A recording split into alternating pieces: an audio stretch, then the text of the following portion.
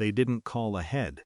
That was the first thing I noticed when my assistant knocked once and stepped in, her expression careful. "You have visitors," she said. A slight pause before the word, like she wasn't sure it fit. I looked up from my screen, already expecting a client, maybe someone early. "Who?" She hesitated. "They said they're your family." For a second, the word didn't land. Family wasn't something that walked into my office anymore. Not after 4 years of silence that had settled into something final. "Send them in," I said. My voice sounded neutral. Practiced, when the door opened, it felt like something from a different life had stepped in without asking. My mother walked first. Same posture, same way of entering a room like it would adjust around her. My brother followed, quieter, scanning everything, the glass walls, the clean desks, the people outside moving with purpose. No one smiled. I didn't stand up. "Sit," I said, gesturing to the chairs across from me. They didn't sit right away. My mother took in the office first.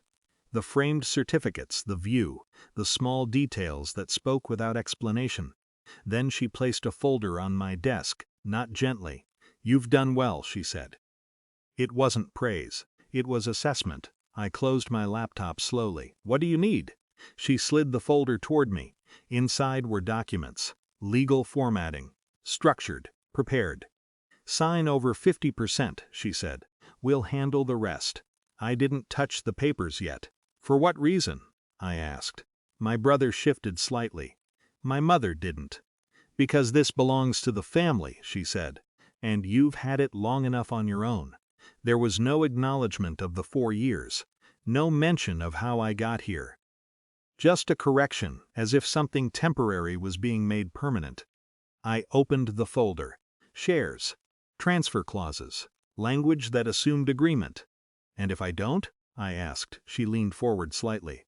"Then tonight," she said, "we start making calls." It wasn't vague. That was intentional. Investors. Partners. Anyone who should know how this company was really built. I let the words settle. Outside the glass, people were still working, moving between desks. Conversations happening in low tones.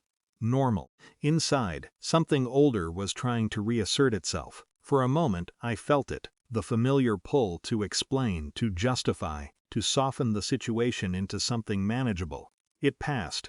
I turned a page instead. "These documents," I said, "who prepared them?"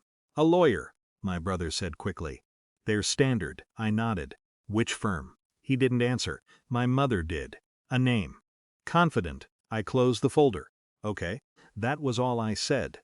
The silence stretched just enough for them to expect something else. An argument, maybe. Resistance. Instead, I reached for my phone. My mother's eyes narrowed slightly. "What are you doing?" I didn't answer her. I pressed a button. "Can you come in for a moment?" I said. The door opened less than a minute later. Daniel stepped in. Our legal counsel. Mid-50s. Precise in a way that didn't require effort. "You needed something?" he asked.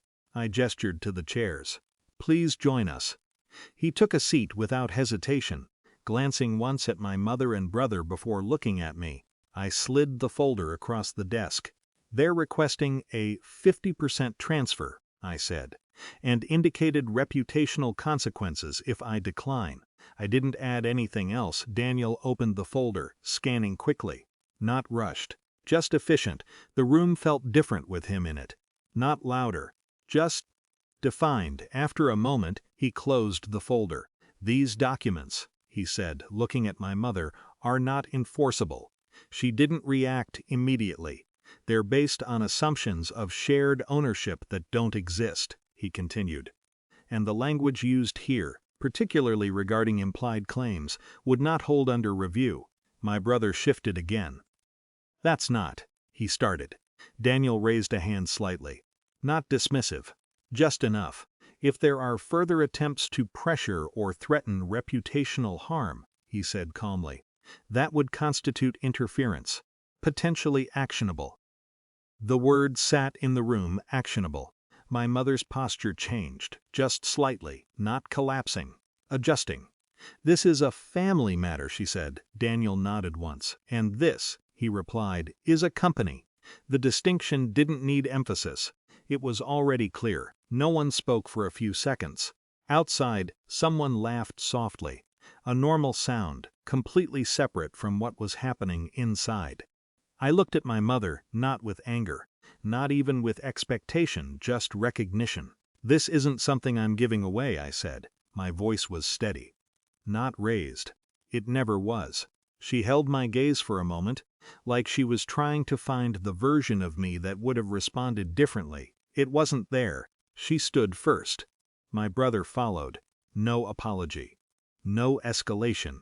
Just a shift in understanding that didn't need to be spoken out loud. We'll be in touch, she said. It sounded like habit more than intention. I nodded once. The door closed behind them. The room settled almost immediately, like it had absorbed the disruption and returned to its structure. Daniel placed the folder back on my desk.